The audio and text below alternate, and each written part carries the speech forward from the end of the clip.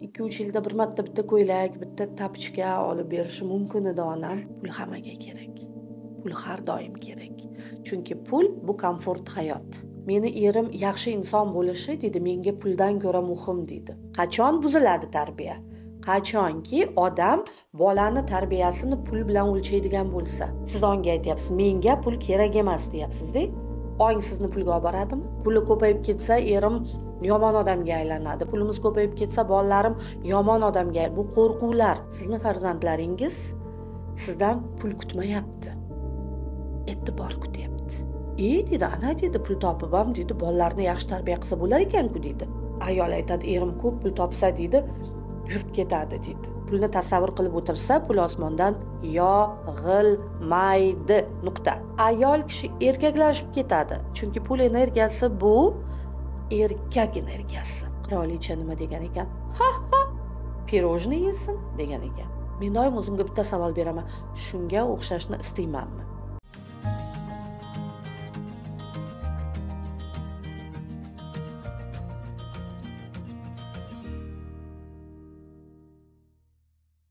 Pullarga, katta pullarga erishish, katta pullarga chiqish, hozir kurs va treninglari juda ham ko'payib ketdi. Bu yaxshi. Nima uchun yaxshi? Inson ko'p hollarda, men o'zim misolimda gapiraman-da, doim o'zimni bosib o'tgan yo'limda. Men juda oddiy oilada tug'ilganman. Kambag'al desa ham bo'ladi. Mani adam 1-guruh nogironi bo'lgan, yotgan. Oilamizda 3 ta nogiron bo'lgan va biz ko'p bolali oilamiz. Onam oddiy povar edilar. Oddiy общепетni poveri bo'lganlar. Pover deganda ham katta pover emas, pover yordamchisi bo'lganlar. Minimum oylik olar edilar. Uyda nima bo'lar edi? Pul keldi, onam oylik oladi. Onam biz 6 ta bola. 6 ta boladan 2 tasi nogiron, dadam nogiron, rahmatli. Va nima bo'lyapti? Ona pul topadi, ona bir o'zi ishlaydilar, onam pul topadi. Dorilar olish kerakmi? Dori olsa qaysi biriga dori oladi? Va bizning uyimizda doim yetishmovchilik bo'lgan. Doim yetishmovchilik, doim qiyinchilik bo'lgan. Qornimiz to'yib ovqat yemagan, yeya olmaganmiz. Esimda bor, 2-3 yilda bir marta bitta ko'ylak, bitta tapochka olib berishi mumkin edi onam. Bo'lmasam haligini yirtilsa yamab kiyaverar edik. Mana shunaqa katta bo'lganman. Aytmoqchimanki, menda pulga nisbatan judayam ko'p cheklovchi e'tiqodlar bo'lgan. Judayam ko'p. Odamlarni ko'rsangiz, ko'pincha aytadi, menga pul kerak emas deyshadi. Mana qay darajada odamni, insonni darajasi past bo'lsa, shuncha u menga pul kerak emas deydi. Aslida bu niqob. Pul hammaga kerak. Pul har doim kerak. Chunki pul bu komfort hayot. Va u hammaga kerak. Va hattoki o'sha menga pul kerak emas, menga odamgarchilik kerak, menga pul kerak emas, menga mana bu kerak degan odamlar, ular o'zini o'z niqobi orqali yashiryapti. Ichki ehtiyojlarini yashiryapti niqob orqali. Buni men aniq bilaman, chunki o'zim shunaqa bo'lganman. Men o'zim ham aytardim, "Yo'q, menga pul kerak yo'q. Menga nima qilaman?" Chunki biz pul ko'rmaganmiz-da uyda. Chunki bizda katta pul bo'lmagan-da uyda. Shuning uchun ham biz mehr izlaganmiz, biz muhabbat izlaganmiz, biz boshqa narsa izlaganmiz. Ya'ni bizning qadriyatimiz boshqa bo'lgan. Va pul topish kerak desa, yo'q, pul topish kerak emas. Odamgarchilik kerak. Yo'q, pul topish kerak emas. Insofli bo'lish kerak der edik. Lekin haqiqiy insof, odamgarchilik degan so'zni biz hatto ma'nosini tushunmaganmiz. Ya'ni men o'zim hatto ma'nosini tushunmaganman. Buni men o'ylaganmanki, bu faqatgina birovga yordam berish deb o'ylaganman. Faqatgina birovga yordam bersam, men insofli bo'laman. Faqatgina birovga yordam bersam, men odamgarchilikda bo'laman. Faqatgina birovga qilsam, yo'q. Bu o'zini qadrsiz qilish hisoblanadi. Faqatgina umrini birovga nimadir qilib o'tkazish, bu o'zini qadrsiz qilish hisoblanadi. Va u odamlar oxir oqibatda men qaniman deb aytadi. Ya'ni butun umr birov uchun yashab o'tdim deydi. O'zimga e'tibor qaratmabman deydi. O'zimning ehtiyojlarimga e'tibor qaratmabman deydi. Va bu odamlar psixosomatikada Bu odamlarda ko'pincha umurtqada kasalliklar bo'ladi, grijjalar bo'ladi. Bu odamlarda ko'pincha oyoqlarda kasalliklar bo'ladi. Chunki tana kurashadi, tana to'polon qiladi ichkarida. Sen qanisan deydi. Nega sen o'zingdan kechib birovga qilishing kerak ekan deydi. Va bu balansni yo'qolishi. Men o'ylaganmanki, mana shu odamlar faqat yaxshi odamlar deb o'ylaganman. Lekin buni chuqurroq o'rganib chiqqanimdan keyin tushunib yetdimki, insofli degani mana Alloh ham kitoblarda aytilgan, 10lik ber degan. 100lik ber demagan-ku. To'g'rimi? Topganingni ber demagan-ku. To'g'rimi? Shunday ekan, unda aqlan o'ylab ko'radigan bo'lsak, o'sha 10lik bergan odam, o'sha insofli, o'sha odamgarchiligi bor odam. Tushunyapsizmi? Lekin bu 10likni hamma ham ko'rsatib bermaydi-ku. Ya'ni bir qo'ling qilganni ikkinchi qo'ling bilmasin degan maqol bor. Shunday ekan, agarda siz 10lik bersangiz, uni hammaga aytmaysiz-ku, men bunga pul berdim, men bunga pul berdim. Kimdir biladi, kimdir bilmaydi. Bilmagan odam sizni yomon deb o'ylaydi. Shuncha pul topadi deydi. O'zi boshiga o'rab yeydi deydi. U sizni yomon deb o'ylaydi, chunki u bilmaydi. Lekin Allohga hammasi ayon-ku. U bilguvchidir. U hamma narsani biladi. Shunday ekan, menda mana shunday juda ham kuchli e'tiqodlar bo'lgan, juda ham kuchli dasturlar bo'lgan. Endi qarangda, siz onga aytyapsiz, menga pul kerak emas deyapsiz-da. Ong sizni pulga olib boradimi? Ong sizga pul keltiradigan yo'lni ko'rsatadimi? Ong sizga imkoniyatni ko'rsatadimi? Va yana bitta zo'r narsa bor. O'quvchilarimda ko'p bo'ladi. Men pul topsam deydi, bolalarim yo'ldan buzilib ketadi deydi. Meni deydi, bolalarim deydi, yaxshi bolalar bo'lishi menga puldan ko'ra muhim deydi. Meni erim yaxshi inson bo'lishi deydi, menga puldan ko'ra muhim deydi. Qarangda, bolalarni tarbiyasini pulga aloqasi nima? Aloqasi yo'q aslida olganda. Qachon buziladi tarbiya? Qachonki odam bolani tarbiyasini pul bilan o'lchaydigan bo'lsa. Bolani tarbiyasi tarbiya bilan o'lchanadi, pul bilan emas. Unga ajratilgan vaqt bilan o'lchanadi. Unga berilgan imkoniyat bilan o'lchanadi. Unga berilgan motivatsiya bilan o'lchanadi, pul bilan emas. Tushunyapsizmi? Bola kelib, "Ada, parkka olib boring" deyapti. "Ada, aylantirib keling" deyapti. Shu vaqt bola nima istaydi? Parkka borishni emas, adasi bilan birga bo'lishni. U mehr istaydi. U e'tibor istaydi. Ya'ni u adani istaydi, parkni emas aslida olganda. Va bu vaqt dada nima qiladi? "Ma'qul, borib kel" deydi. Qarangda. Ana o'shanda tarbiya buziladi. Bola pulni oladi, xohlaganini qiladi. Ana bu tarbiyani buzadi. Shuning uchun pul bilan tarbiyani bir-biriga bog'liqlik joyi yo'q. Pul alohida, tarbiya alohida. Buni ajrata olish kerak. Pul bilan turmush o'rtoqni bir-biriga bog'liqlik joyi yo'q. Turmush o'rtoq bu alohida soha, bu oila sohasi. Pul bu alohida soha, bu pul sohasi bo'ladi. Shunday ekan, demak, ong ostidagi bu qo'rquvlar, chunki bu qo'rquvda puli ko'payib ketsa, erim yomon odamga aylanadi. Pulimiz ko'payib ketsa, bolalarim yomon odamga aylanadi. Bu qo'rquvlar va pul kurslari, pul treninglari mana shu qo'rquvlarni yechishga qaratilgan. Menda shunday. Rostini aytsam, boshqalarda bilmadim-ku-ya, lekin menda shunday. Mana shu qo'rquvlarni yechishga qaratiladi meni kurs va treninglarim. Men o'rgataman, men aytaman, men qaranglar deyman. Sizni farzandlaringiz sizdan pul kutmayapti. E'tibor kutyapti, vaqt kutyapti, mehr kutyapti. Siz ularni og'zini pul bilan yopmang, mehr bilan yoping, vaqt ajrating, e'tibor bering, ular yo'ldan buzilmaydi. Men taniyman boy va farzandlari zo'r insonlarni va oilalarni taniyman. Men buni hatto darslarimda shunday mashqlar beraman. Boylar va oilasida farzandlari yaxshi insonlar bo'lgan oilalarni ro'yxatini tuzinglar degan vazifa beraman. Nima uchun?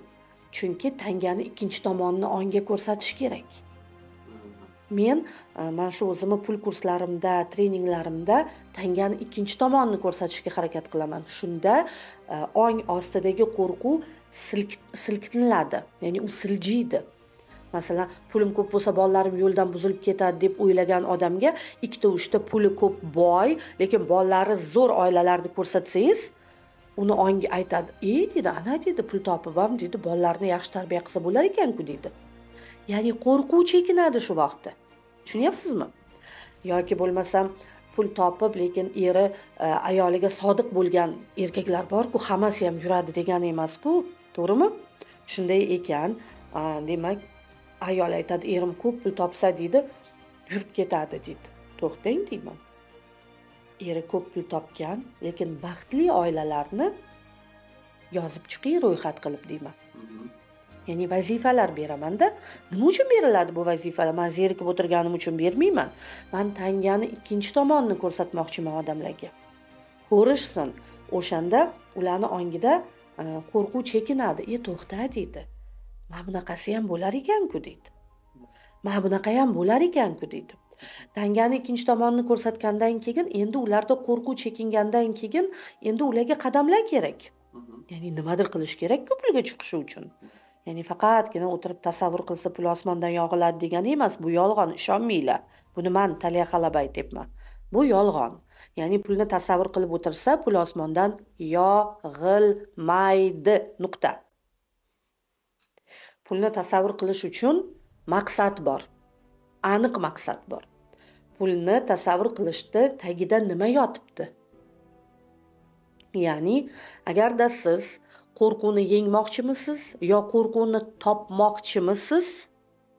Unda pulni tasavvur qilgan vaqtingizda men ham pulni tasavvur qildirtiraman. Lekin menda bu yerda maqsadim bor.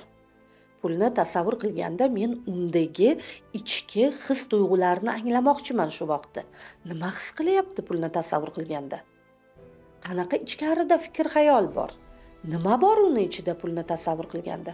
Chunki agarda siz qo'lingizda katta pul ushlamagan bo'lsangiz va sizni buzg'unchi e'tiqodlaringiz bo'lsa va siz qo'lingizda katta pulni ko'rsangiz va bu pul, mana bu pul endi meniki deb uni tasavvur qilsangiz, birinchi o'rinda anaqa po'kak suvni yuziga chiqib qoladi. Ya'ni buzg'unchi e'tiqod o'sha zahoti suvni yuziga chiqadi. Hissiyotlar orqali xavotir paydo bo'ladi. Endi bolalarim buzilib ketadi yo'ldan. Endi turmush o'rtog'im yurib ketadi. Xavotir paydo bo'ladi. Qo'rquv paydo bo'ladi. Ya'ni mana o'sha qo'rquvni, xavotirini topish uchun men pulni tasavvur qildiraman. Osmondan pul yog'ilish uchun emas. Tushunyapsiz farqini? Ya'ni men aytaman, pulni tasavvur qillaring deyman, nimani his qilyapsizlar deyman. Qanday his-tuyg'u bor deyman. Tasavvurda pulni ushlanglar, lekin e'tibor his-tuyg'ularga qaratilsin deyman. Chiqib keladimi bu? Da, o'sha dastur, o'sha qo'rquv xuddiki po'kakka o'xshab suv yuziga ko'tarilib qoladi. Va inson his qiladi o'sha qo'rquvni, o'sha xavotirni, o'sha buzg'unchi dasturni. Ana undan keyin uni ortida nima bor deyman. Nima bor buni ortida? Mana shu narsa haqida, mana shu yerga e'tibor qaratganingda nimani o'ylayapsan? Voy, erim puli ko'payib ketsa, yomon yo'lga kirib ketadi. Voy, bolalarim pulim ko'p bo'lsa, bolalarim yomon yo'lga fikri keladi. Ong osti bilan trans holatda ishlash bu bloklarni topishning eng oson yo'li. Eng oson yo'l, ya'ni bu isbotlangan fakt-da o'sha fan tomonidan. O'sha vaqtda o'sha odam o'zini buzg'unchi dasturini ko'radi. O'zining buzg'unchi dasturini tushunib yetadi. Ana undan keyin bu dastur yechilishi kerak. Bu dasturni yechamiz. Chunki har bir buzg'unchi dasturni shaxsiy manfaati bor, foydasi bor. U dastur yo nimagadir o'rgatadi, yo nimadandir ehtiyot qiladi, yo qandaydir imtihon bo'lib keladi, sinov bo'lib keladi. Masalan, bolalarim yo'ldan buzilib ketadi degan dastur qo'rquv. Bolalarim yo'ldan buzilib ketadi degan qo'rquv bor bo'lgan ayol, erkak u pulga harakat qilmaydi-da. U aytadi, nima qilaman pul topib deydi. Undan ko'ra tarbiyali bolalarim bo'lsin deydi. Undan ko'ra e'tiborni bolalarga qaratay deydi. Pul topishga emas deydi. Lekin kelinglar, real o'ylab ko'raylik. Ham pul topib, ham bolalarga e'tibor qaratsa bo'ladi-ku. Buning uchun albatta kun jadvaliga e'tibor qaratish kerak. Buning uchun albatta o'zini vaqtini to'g'ri taqsimlash kerak. Ya'ni bu qo'shimcha bizdan mas'uliyat, bizdan ish talab qiladi. Ko'p hollarda odam pulni ketidan quvadi-da, mana bu narsaga vaqt ajratmaydi. Ana o'shanda bolalar yo'ldan buziladi. Ko'pincha ayol kishi pul topishni boshlaydi, erkak bilan birgalikda, ikkalasi birgalikda pul topadi-da va misoliga erkak kishi yo'ldan buzilib ketishining sababi nimada bo'ladi? Ayol kishi erkaklashib ketadi. Chunki pul energiyasi bu erkak energiyasi. Ya'ni azaldan pulni erkaklar topgan, ayollar olgan. Ular olgan pulni, ularga berilgan pul. Lekin pulni erkak topgan azaldan. Oldinlar, mana oldin pul bo'lmagan, ibtidoiy davrlarda pul bo'lmagan, lekin mamantlar bo'lgan. To'g'rimi? Yovvoyi hayvonlar bo'lgan. Kim borib ularni ovlagan? Ayolmi? Erkak. Erkak borib ovlagan. O'sha mamantni, o'sha echkini, tog' echkisini, o'sha yovvoyi sigirni, nima bo'lsa ham o'shani topib olib keladigan erkak bo'lgan. Ya'ni mana shu pulni, mana shu narsalarni olib keladigan erkak bo'lishi kerak. Qabul qiladigan ayol bo'lishi kerak. Agarda ayol pul topishga o'tsa, ayol erkaklashib ketadi. Endi tasavvur qiling-da, agar u erkak haqiqiy erkak bo'lsa, u oilada yana bitta erkak bilan yashashni istaydimi? U ko'chada ayolni qidiradi. Tushunyapsizmi? Shuning uchun ayollar pul topgani bu zo'r, lekin balansni ushlashi kerak. Ayolligini unutmasligi kerak. Baribir ayolman-ku, faqat anaqa emasman-ku, men baribir ayolman. Ya'ni o'sha balansni ushlay olishi kerak.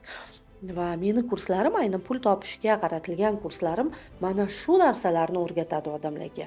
Ya'ni bu meni bazam. Pul keladi qachonki qo'rquvlar chekinsa. Pul keladi deganda men osmondan yog'iladi demayapman. Pulga olib chiqadigan imkoniyatlar ko'rinadi inson ko'ziga. Ya'ni ham pul topish, ham ayollikni saqlab oilada baxtli ayol bo'lish mumkin ekan-ku deb tangani ikkinchi tomonini ko'rsa ayol yoki erkak ham pul topib, ham yaxshi inson bo'lish mumkin ekan-ku, ham pul topib, ham farzandlari komil inson qilib yetishtirish mumkin ekan-ku deb tangani ikkinchi tomonini ko'rsa, unda unaqada men pul topsam bo'lar ekan-da degan istak paydo bo'ladi. Xohish paydo bo'ladi. Endi bizning hayotimizga imkoniyatlar bizning xohishimizga qarab, istaklarimizga qarab kirib keladi. Va agarda siz demak men pul topaman, topsam bo'lar ekan, bu mumkin ekan, buning uchun Taliya Xalaba aytganidek balansni saqlashim kerak ekan, Taliya Xalaba o'rgatganidek mana bu qadamlarni qilishim kerak ekan desa, unda uni ichkarisidagi pul topishga bo'lgan xohish kuchayadi. Va qay darajada bizda xohish kuchaysa, o'shanga qarab imkoniyat kirib keladi hayotimizga. Sehrli tayoqcha emas. Men sizlarga bu pul kurslarini o'zimdagini, boshqalarda bilmayman qanday tayyorlanadi, o'zimdagini qadamma-qadam maqsadlari bilan, yakuniy natijasi bilan hisoblab o'lchab bera olaman. Ya'ni shu qadar yaratiladi meni kurslarim. Osmondan olib og'zimga kelgani gapirilmaydi menda. Mani har bitta qadamim nimagadir qaratiladi. Yo og'riqni topishga, yo blokni yechishga, yo tangani ikkinchi tomonini ko'rsatishga, yo qayergadir olib borishga, yo imkoniyatlarni ko'ra olishga, nimagadir olib boradi. To'g'ri. Bir xil paytda o'quvchilarim, shunday holat bo'lganmanda, juda ko'p bo'ladi. Oxirgi paytlar juda ko'p bo'layapti. Men bir narsani tushundim. Hamma joyda har xil dars olishadi-da, hamma joyda har xil bilim olishadi-da, keyin ishonch so'nadi. Oxirgi paytlar bilim ko'payib ketdi-da, shu bilan birgalikda sifatsiz bilim ham ko'payib ketdi. Va mana shu sifatsiz bilimlarda ta'zirini yeb, haqiqiy bilimni ham qadrlamay qo'ydi odam. ishonmay qo'ydi, ishonch so'ndi. Va mana shu oxirgi paytlarda menga keladigan o'quvchilarimda men shu narsani kuzatdimki, qilmaydi-da vazifalarni. Qilmaydi aytilgan narsani. Men aytaman-ku sizga, men doim natijaga e'tibor qarataman demayman. Meni kuratorlarim ham, assistentlarimiz ham, biz hammamiz birgalikda o'quvchi harakat qilishiga, o'quvchi natijaga chiqishiga e'tibor qaratamizda. Lekin afsuski, ishonchi so'ngan o'quvchini qaytadan harakatga chorlash unchalik oson bo'lmayapti.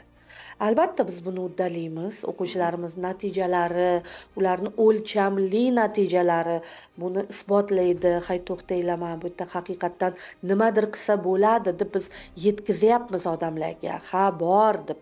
Lekin albatta ishonchi so'ngan insonni ishonchini qayta shakllantirish bu oson ish emas. Bu o'ziga yarasha qiyinchiligi bor albatta va biz buni tushuntirib berish orqali albatta tuzatamiz. Va aytmoqchimanki, pul topish uchun haqiqiy natijaga olib chiqadigan pul kurslarida o'qish kerak. O'qish kerak. Bu o'qish kerak, bu o'sha yaxshi tomoni. Lekin e'tibor qarating, o'sha odamni o'zi nimaga erishdi? O'sha odamni o'zi pul topa oldimi? O'sha odamni o'zi hayotini o'zgartira oldimi? O'sha odamni o'zi botqoqdan o'zini olib chiqa oldimi? E'tibor bering. Mana bilasiz, Yekaterina kinosi bor, ko'rgan bo'lsangiz kerak, qirolichani. Bir kuni o'sha Angliyada juda qashshoqchilik bo'libdi. Qurg'oqchilik bo'libdi, juda qashshoqchilik bo'libdi. Odamlarni yeyishga hech narsasi qolmay, odamlar haligi ochlikdan o'lishni boshlabdi. Va Yekaterinani oldiga vazir kelibdi. Qirolicham, odamlar ochlikdan o'lyapti. Ular yeyishiga non yo'q desa, qirolicha nima degan ekan? Ha, pirojni yesin degan ekan. Ya'ni boy odam kambag'al odamni tushunmaydi. Kambag'alchilikda yashab o'tgan odamni boylikda yashagan odam tushunmaydi. Ya'ni u o'ylaydiki, kambag'alga oson deb o'ylaydi. Hay, noni bo'lmasa pirojni yesin deydi. Tushunyapsizmi? Shuning uchun men doim ustoz izlaganda men uni martabasiga qaramayman. Chunki bugungi kunda martaba pulga sotib olinadigan narsa. Barmoq bilan sanalarli haqiqiy natijaga erishgan ustozlar bor. Barmoq bilan sanalarli. Va men ustoz tanlaganda ayni mana shu narsaga e'tibor qarataman. O'zi nimaga erishdi? Ha, bilim kerak. Uni o'qigan bilimlari, uni qayerda o'qiganligi muhim, to'g'ri, kimlarda o'qiganligi muhim, to'g'ri, lekin uni shaxsiy g'alabasi ham muhim. Chunki shaxsiy g'alabaga erisha olgan odam tushuna oladi. Bu yo'llarni ayta oladi. Yoki bo'lmasam, tepada aytib o'tganimdek, kambag'al xalqni bilmagan odam, boy odam kambag'al xalqni uyda noni bo'lmasa, pirojnisi ham yo'qligini tushuna oladi. Ya'ni u tushunishi kerak-da.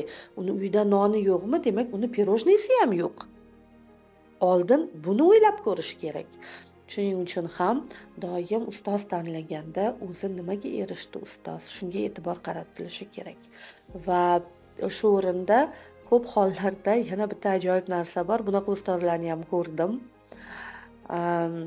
O'zi erishadi, yo'lni bosib o'tadi, nimagadir erishadi, erishmaydi emas va bir pasda hali bosar tusarini bilmay qoladi-da, hali man bo'lib qoladi. Men doim o'rganaman, men juda kuzatuvchiman, juda ham kuzatuvchiman va doim o'rganaman. Men doim o'zimga bitta savol beraman. Shunga o'xshashni istaymanmi? Shunga o'xshashni istaymanmi? Meni ustozlarim juda sodda odamlar. Juda ham sodda odamlar. Men o'qigan ustozlar, ular puli yo'q emas, juda ko'p puli, juda ham ko'p puli. Ular bilimi yo'q emas, juda zo'r joylarda o'qishgan, lekin shu bilan birgalikda juda samimiy, juda sodda odamlar. Ya'ni meni ustozlarimni haligi yasan, tusan qilib yurganini ko'rmaysiz-da. Haligi u o'zini qalbidan yog'ilayotgan nuri orqali dunyoga kirib keladida, tozaligi, pokligi orqali kirib keladi dunyoga. Shuning uchun men aytamanki, albatta ustoz tanlaganda mana shu kategoriyalarga e'tibor qaratilishi kerak. Mana shu narsalarga o'zi nimaga erishdi va erishgan martabasi uni manmanga aylantirib yubormadimi? Erishgan martabasi uni o'zini to'g'ri ushlay olish va balansda bo'lishga o'rgatdimi? Men ustoz tanlaganda mana shu kategoriyalarga e'tibor qarataman. Va agarda ha bo'lsa, unda bunday ustozning pul kursiga borib o'qish shart. O'qish kerak. Chunki bu ustoz haligi sizni olib chiqa oladi o'sha botqoqdan. Chunki bu ustoz o'sha yo'lni bilgan odam. Chunki bu ustoz o'sha yo'lni bosib o'tgan odam. Shuning uchun o'sha ustozga borib o'qish kerak.